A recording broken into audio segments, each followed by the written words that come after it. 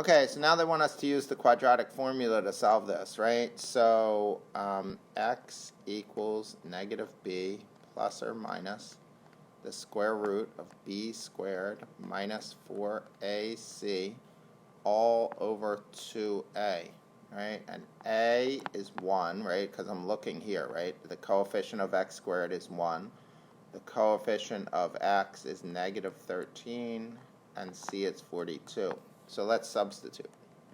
So we get negative b, that's negative 13, plus or minus b squared, negative 13 squared, minus 4 times 1 times 42,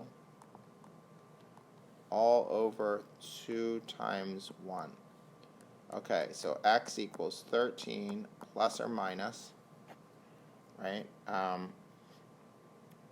B squared, 169, minus 4 times 42, that's 84, 100, sorry, that's 84, 168, right? 168, all over 2.